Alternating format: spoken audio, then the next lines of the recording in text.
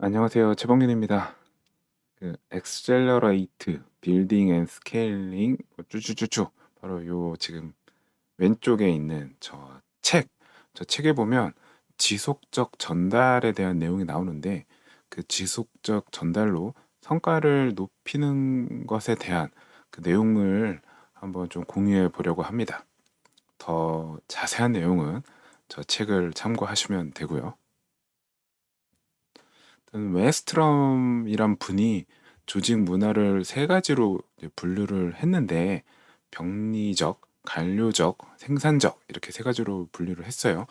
그리고 저 각각의 어떤 조직 문화의 특징이 병리적은 뭐 협력이 낮고 좀 약간 책임을 회피하고 뭔가 실패가 나면 그걸 희생양을 찾고 어떤 문화 자체가 뭔가 공포나 위협이 있는 그런 뭐 조직 문화라면 관료적인 그런 문화는 어떤 그냥 보통 수준의 협력 그리고 뭔가 책임이 있을 때 그것을 좀 축소시키고 실패를 그게 실패는 났지만 뭔가 그냥 잘못한 건 아니야 뭐 이제 이런 얘기를 하고 또 이제 규칙 기반으로 뭐 동작하는 그런 문화라고 했고요.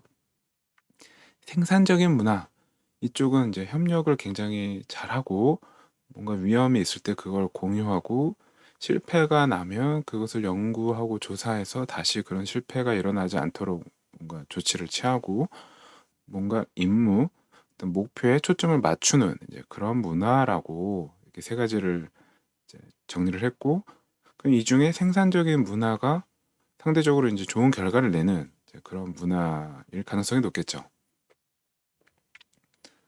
어, 이 정보 흐름에 대한 얘기를 하는데 그러니까 뭔가 정보가 빠르게 잘 흐르고 또 높은 결과를 내는데 정보 흐름은 중요하다는 거예요. 그러면 이런 정보 흐름은 어디서 영향을 받냐? 조직 문화에 영향을 받는다는 거죠. 이 조직 문화가 이제 병리적인 조직 같은 경우는 정보가 아무래도 잘 흐르지 않을 거잖아요. 이렇게 나만 몰래 갖고 있다거나 하는 이제 그런 게 있을 거고. 그래서 이 조직 문화가 생산적인 문화로 바뀌면 정보 흐름이 좋아져서 어떤 템포가 빨라지고 높은 결과를 낼 수 있는 그런 환경이 만들어진다는 거예요. 그러면 생산적인 조직은 어떻게 정보 처리를 이렇게 빠르게 원활하게 가능하게 해 주느냐. 그러면서 나온 얘기가 또 협업이 잘 되고 효과적으로 또 상호 신뢰하는 이제 그런 문화이고 또 이제 미션을 강조한다는 거죠. 어떤 개인이나 팀, 나만 일단 잘해야지. 뭐 이런 방식의 어떤 문화라기보다는 조직 수준에서 상위 수준에서 어떤 미션이나 결과를 이제 바라보게 된다는 거고 또 경쟁이 공평하게 이루어진다. 이런 것들이 조직 내에서 정보 처리를 원활하게 흐름을 만들어 준다는 그런 내용이 나와요. 이런 조직 문화는 성과로도 이제 연결이 되는데 정보 흐름이 더 나아질수록 더 나은 문화일수록 더 효율적이 되고 그 효율적으로 되는 게 이제 성과로 연결이 된다는 거죠.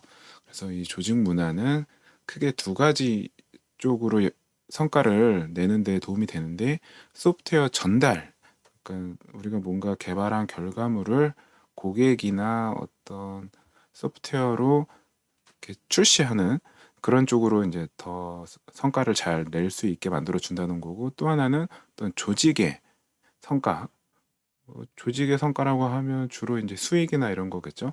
그런 성과로도 이제 더 좋은 영향을 준다는 거예요. 조직 문화가 그만큼 중요하다는 거죠.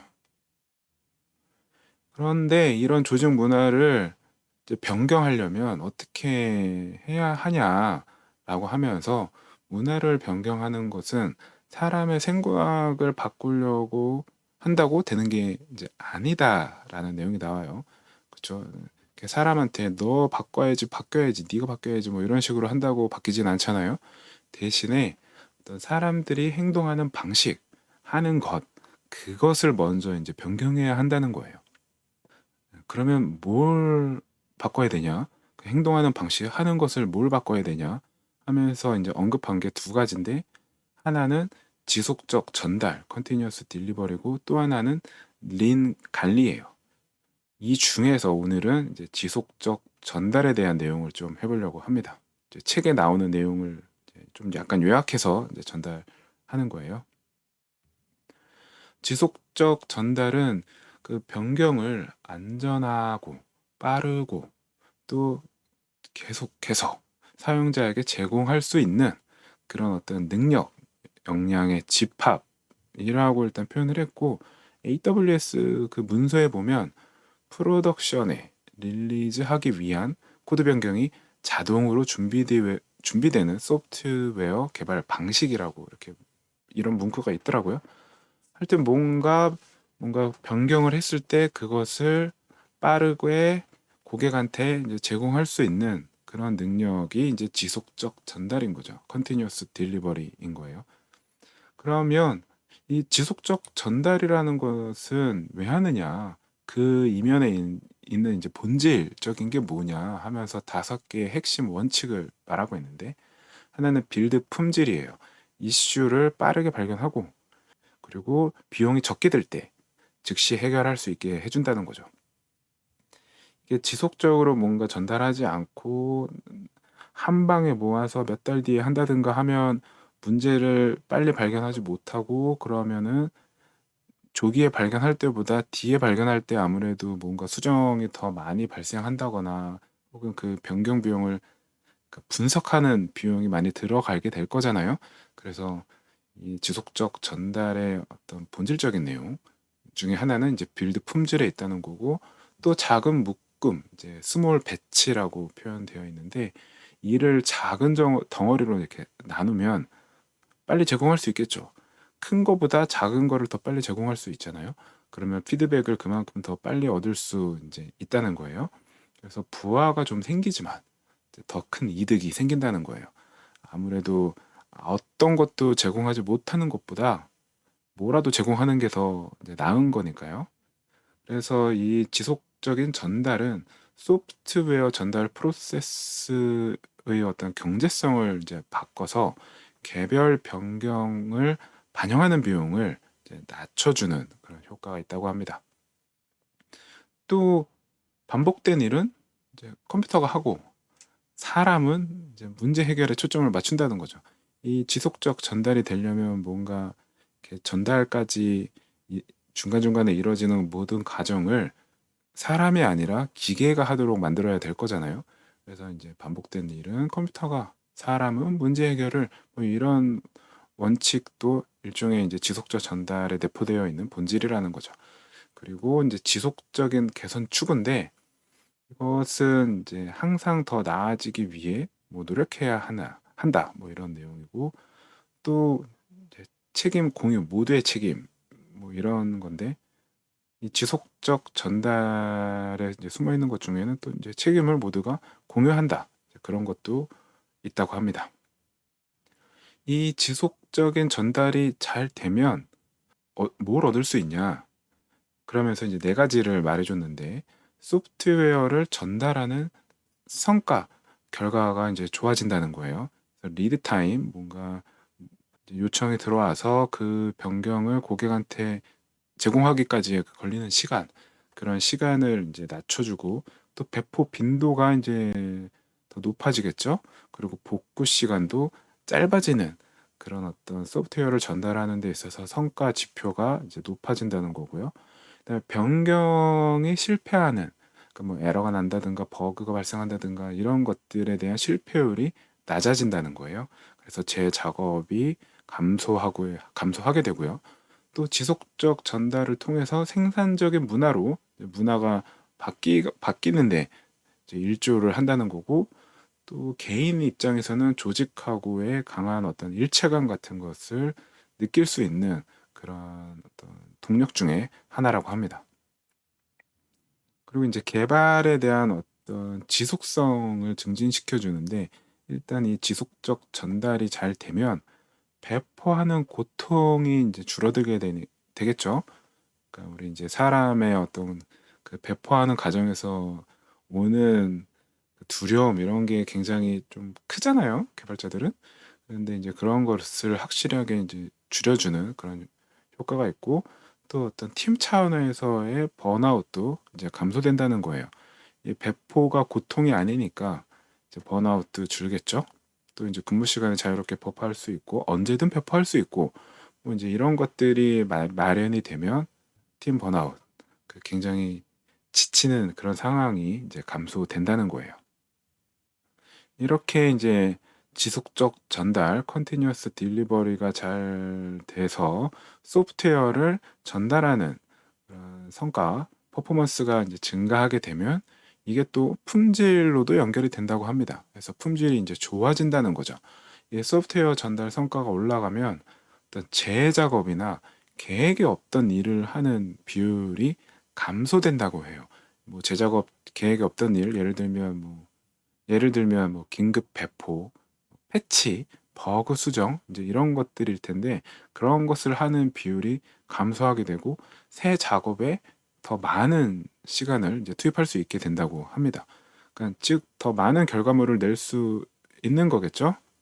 그래서 실제로 이 책의 저자가 이제 조사한 결과에 따르면 그 소프트웨어 전달 성과가 이제 좋냐 나쁘냐에 따라서 좋은 조직 같은 경우는 한 49% 정도를 새 일에 어떤 새로운 작업을 하는데 이제 쓴다면 성과가 낮은 쪽은 38% 정도의 시간을 새 작업에 쓴다고 해요. 그리고 재작업하는 비율이 이제 성과가 좋은 조직보다 성과가 나쁜 조직이 더 많죠. 21대 27이니까요. 그래서 이 지속적 전달을 통해서 소프트웨어 전달 성과가 올라가면 품질이 높아지고 그 결과로 더 많은 새로운 일을 할 수 있다는 거죠. 그러니까 상대적으로 경쟁력이 더 이제 좋아지겠죠. 그러면 이런 지속적 전달은 어떻게 하면 잘 되느냐? 이 지속적 전달을 하기 위해서 필요한 것들이 있는데 이제 그것을 약간 목록으로 이렇게 쭉 보여주고 있어요. 일단 뭐 버전 컨트롤은 당연히 필요할 텐데 그 버전 컨트롤을 소스 코드뿐만 아니라 뭐 시스템이나 어플리케이션 설정, 뭐 자동화 스크립트 등 전반적으로 이제 버전 컨트롤을 사용해야 한다는 거고 또 지속적인 통합, 그다음에 트렁크 기반 개발에 대해서 언급을 하고 있어요. 그래서 어떤 피처 브랜치를 되게 길게 잡고 하는 게 아니고 트렁크나 메인 브랜치로 이제 개발하라는 거죠. 이 이제 조사를 해봤더니 이제 전달 성과가 높은 조직은 뭔가 현재 지금 액티브하게 이제 작업되고 있는 브랜치가 3개 이하라는 거예요. 그러니까 브랜치가 많지 않다는 거죠. 그리고 그 브랜치조차도 짧게 유지한다는 거고요. 1일 미만 이런 식으로요. 이러다 보니까 코드를 프리즈하는 우리가 흔히 이제 야 이제 코드 건들지 마. 그리고 뭐 당분간 수정 없어. 뭐 이런 어떤 안정화 기간 이런 게 거의 없다는 거죠. 그리고 이제 브랜치가 길어지면 리팩토링하고 또 소통을 하는데 도움이 안 된다고 합니다. 아무래도 내가 나중에 머지를 해야 되는데 그 머지에 대한 부담이 굉장히 커지잖아요. 브랜치를 유지하는 기간이 길면 길어질수록 그 머지에 대한 부담이 굉장히 커지기 때문에 리팩토링도 쉽지 않을 것 같고 또 나는 나대로 저 브랜치는 저 브랜치대로 간다 뭐 이런 게 좀 있다 보니 뭔가 소통도 좀 이제 잘 원활히 안 된다는 거예요. 그리고 이제 지속적인 테스트와 테스트 자동화에 대해서 이제 언급하는데 신뢰할 수 있는 자동화된 테스트가 쌓이면 쌓일수록 우리 이제 자신감이 생기죠. 그리고 뭔가 배포하려고 할 때 그 테스트가 깨지게 되면 아 이것은 실제로 뭔가 결함이 있다는 걸 의미하니까 실제로 이제 릴리즈 되기 출시되기 전에 우리가 뭔가 결함을 발견할 수 있게 되는 거니까 아무래도 뭔가 배포할 때 자신감이 훨씬 많이 생기게 되고 또 개발자가 이제 테스트를 만들고 유지하라는 거죠. 그렇게 하다 보면 코드가 테스트 할 수 있는 그런 구조를 가질 가능성이 이제 높아지죠. 흔히 이런 구조가 좋은 설계나 어떤 변경 가능성을 높여주는 그런 코드로 이제 좀 연결이 될 가능성도 높기도 하고요. 그러면서 완료라는 것의 의미는 자동화된 테스트를 작성하고 통과시키는 게 바로 완료다. 뭐 이런 문구도 나오더라고요. 그렇죠. 테스트까지 다 해야죠. 그리고 이제 테스트 데이터 관리 요 내용도 나오는데 우리가 이제 자동화된 테스트를 이제 완전 자동화된 테스트를 실행하려면 그것에 알맞은 테스트용 전용 데이터가 이제 필요하다는 거죠. 그래서 이제 테스트 데이터를 관리해야 된다. 이제 이런 것도 나오고 또 이제 정보 보안에 대한 게 나와요. 이 정보 보안, 이제 보안 쪽은 개발 프로세스에 이제 녹여 넣어야 된다는 거예요. 그러니까 초기부터 같이 이 보안을 신경 써서 하라는 거죠. 뭔가 다 개발한 다음에 보안을 뒤쪽에서 이제 챙기게 되면 뭔가 이제 보안에 따른 변경사항, 수정사항 이런 것들이 이제 발생하게 되잖아요. 그러면 뭔가 재작업을 한다던가 큰 변경이 발생할 가능성이 이제 높아지는데 이제 이것은 결국 출시를 빠르게 하는데 방해가 되니까 이 정보 보안 이것도 이 프로세스에 녹여서 하라는 거고 또 이 지속적 전달 이게 잘 되려면 아키텍처의 결합도가 낮아야 된다는 거죠. 이제 낮은 결합도, 루슬리 커플드 아키텍처가 필요하다는 거예요. 이제 이렇게 결합도가 낮게 아키텍처가 만들어져야 어떤 팀 간에 막 조율하느라고 야 네가 배포한 다음에 내가 배포해야 돼. 뭐 이런 식의 어떤 조율 또 테스트하는데 어려움이 발생할 거잖아요. 막 엮여 있는 게 많고 막 커플링 어떤 결합도가 굉장히 서로 복잡하게 얽혀 있으면 테스트가 아무래도 어려울 테니까 이런 것들을 줄이면 이제 배포 용이성이 증가한다는 거죠. 그러면 지속적인 전달을 도입하려면 어떻게 해야 되냐? 이 컨티뉴어스 딜리버리 지속적 전달이 어떤 성과를 내거나 품질을 높이거나 좋은 문화, 어떤 생산적인 문화로 가는데 어떤 이바지하는 등 많은 이점이 있는데 이 지속적 전달을 도입을 하려면 많은 투자가 필요하다고 합니다. 일단 테스트를 자동화해야 되는데 제가 그 여러 이제 회사 그리고 이 경력을 가지는 동안에 사실 테스트 코드 자체를 만드는 개발자를 만나는 게 혹은 그런 조직을 만나는 거 사실 빈번도가 그렇게 높진 않았고 또 그나마 이제 배포는 자동화하는데 이 배포 자동화에 당연히 테스트가 포함이 되어 있지 않은 거죠. 테스트가 없으니까 약간 반만 자동화되는 뭐 그런 효과가 있어요. 그래서 테스트 자동화하는데 많은 시간, 노력 이런 게 필요하고 또 배포 자동화도 이건 그나마 요즘에 좀 도구가 좋아져서 이곳저곳에서 도입하고 있지만 하여튼 배포 자동화 하는데도 많은 투자가 필요하다는 거예요. 그리고 또 하나 어떤 독립적인 배포가 가능하도록 하기 위해서 혹은 그 배포 용이성, 배포 효율을 높이기 위해서 시스템 아키텍처가 그것을 뒷받침할 수 있어야 된다는 거예요. 앞에서 얘기 나왔던 그 결합도가 낮은 구조를 가져야 되는데 이러려면 시스템 아키텍처에 대한 개선도 지속해서 이제 해야겠죠. 이 세 가지 테스트 자동화, 배포 자동화, 그다음에 아키텍처 개선 이런 것들은 사실 해도 이제 티가 안 나죠. 그래서 어떤 경영진이나 약간 이제 위쪽에서 보면은 뭔가 한다고 하는데 결과물이 없는 자기 눈에는 이제 그런 것처럼 보일 수 있단 말이에요.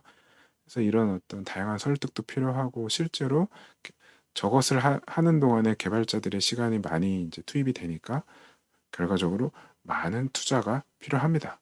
하지만 이런 투자를 한 끝에 우리가 얻어내는 거, 전달하는 어떤 성과가 높아지고 품질도 좋아지고 또 생산적인 문화로 바뀌면서 버그도 줄고 등등등 여러 가지 이점을 얻을 수 있으니까 이게 안 되어 있는 조직은 안 되어 있는 조직에서 일하는 분들은 좀 힘을 내서 이 투자를 얻어낼 수 있도록 노력해 보자고요. 오늘 영상 여기서 마치겠습니다.